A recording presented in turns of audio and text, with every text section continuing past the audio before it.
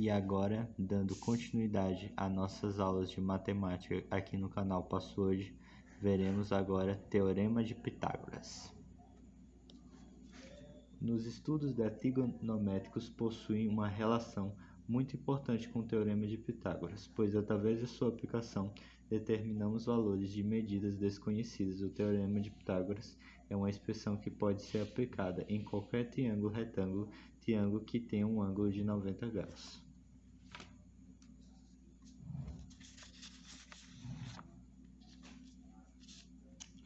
Aonde utilizamos esse teorema para facilitar o cálculo da diagonal de um quadrado ou a altura de um triângulo equilátero, triângulo com os lados iguais. No caso, nós temos o A representando a hipotenusa, o B o cateto oposto e o C o cateto adjacente, no qual a nossa famosa fórmula de Pitágoras será A elevado a 2 igual a B elevado a 2 mais C elevado a 2. Agora, na nossa diagonal do quadrado. O quadrado ABCD é uma figura que possui lados iguais e um ângulo com medidas iguais a 90 graus. O cálculo em sua diagonal reta, que parte do ponto B ao C ou do A ao D, será feito da seguinte forma. Como não conhecemos os valores dos lados, iremos chamá-los de L. E a diagonal que forma no quadrado um triângulo retângulo ACD, é a partir daí que iremos calcular o valor da diagonal. Então nós teremos esse triângulo.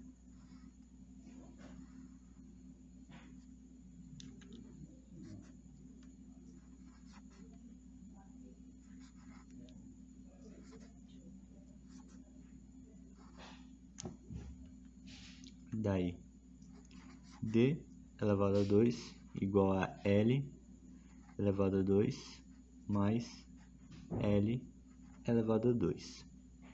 Então, D, que é a hipotenusa elevado a 2, é igual a 2L elevado a 2.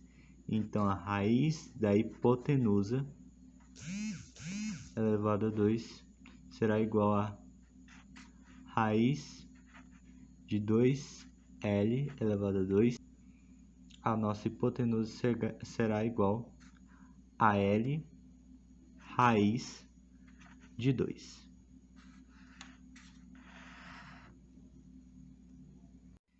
Então, agora existem apenas 3 tipos de triângulos que a gente podemos usar o Teorema de Pitágoras. No nosso caso,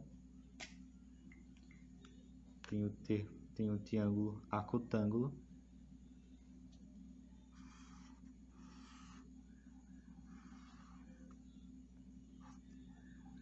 que é esse triângulo com 3 lados iguais,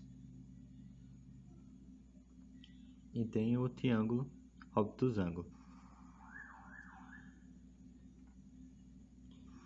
que é dessa forma, e o triângulo retângulo.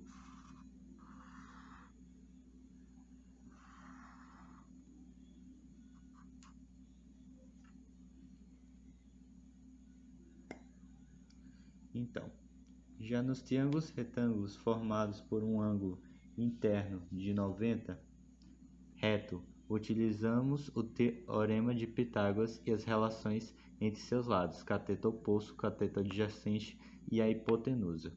No caso, é a hipotenusa.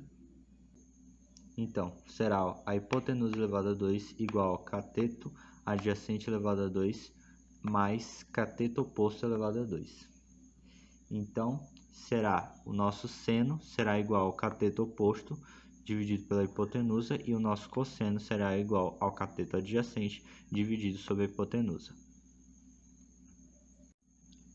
Dado um triângulo equilátero A, B e C com lados e ângulos iguais, traçando uma reta que parte de A e é perpendicular ao segmento BC, teremos a altura desse triângulo H Os lados serão chamados de L. Como todas são iguais, a reta AH era dividida a base BC em duas partes iguais. Traçando a altura no triângulo equilátero, formaremos um triângulo retângulo AHC. A partir daí, encontraremos o valor da altura do triângulo equilátero que coincide com o cateto do triângulo retângulo.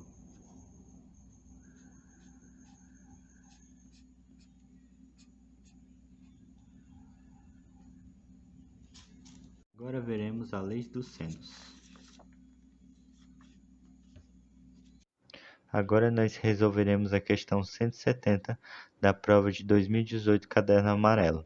Para decorrer um cilindro circular reto, será usada uma faixa retangular de papel transparente na qual está desenhada em negrito uma diagonal em forma de 30 graus. Com a borda inferior, o raio da base do cilindro mede 6π centímetros e ao enrolar a faixa obtém-se uma linha em formato de hélice, como na figura. O valor da medida da altura do cilindro em centímetros é.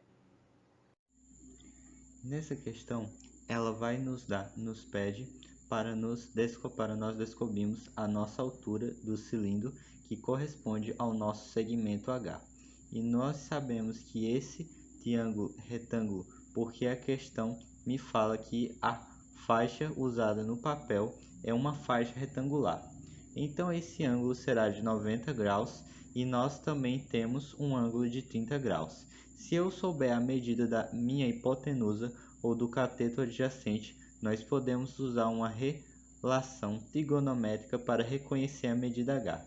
Nós temos o valor de x, que será o valor do nosso cateto adjacente, e agora para determinarmos essa medida, observe que a faixa retangular do meu papel é várias vezes enrolada em torno de um cilindro. Esse pontinho aqui corresponde a esse pontinho e depois do primeiro, esse, e a nossa linha em negrito chega aqui, depois aqui e por assim por diante. Contando todos os pontos, deu 6, então foram 6 voltas, que a medida me deu no cilindro. Então isso corresponde a 6 vezes o comprimento da circunferência da base. X vai ser igual a 6 vezes C, que é o nosso comprimento que nós queremos descobrir.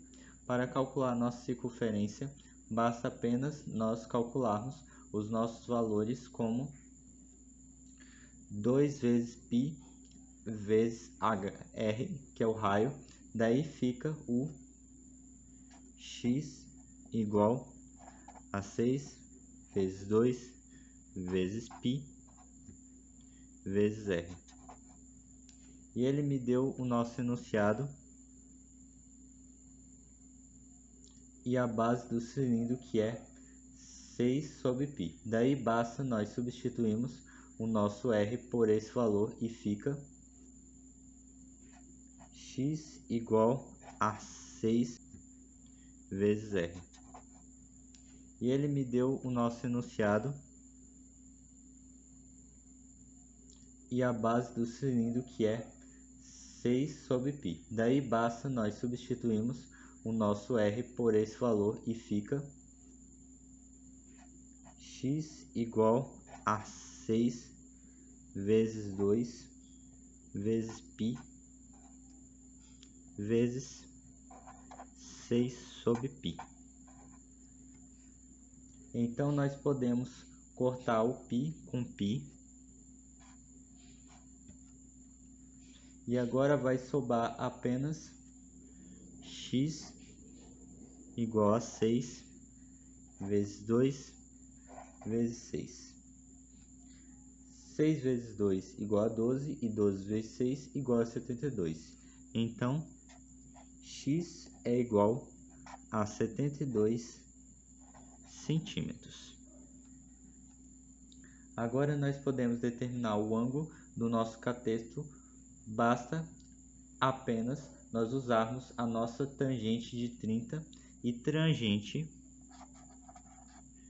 de 30 graus. Através da nossa figura, nós podemos escrevê-la como tangente que vai ser igual a h, que é a nossa hipotenusa sobre x. Na nossa tabela trigonométrica, nós sabemos que tangente de 30 é igual a raiz de 3 sobre 3. Então, fica tangente de 30 igual a h sobre x, que é igual a raiz de 3 sobre 3. Então, nós podemos fazer a nossa multiplicação cruzada e igualar os nossos resultados. E nós vamos ter 3h igual 3h igual a x raiz de 3. Daí nós temos que 3h é igual a medida de x igual a 72. E 3h é igual a 72 raiz de 3, porque nós já tínhamos descoberto o nosso x, que no caso é 72. Então, nós podemos dividir por 3, daí dos dois lados. Então, 3h dividido por 3 e 72 raiz de 3 dividido por 3. Dessa forma, nós podemos cortar 3 com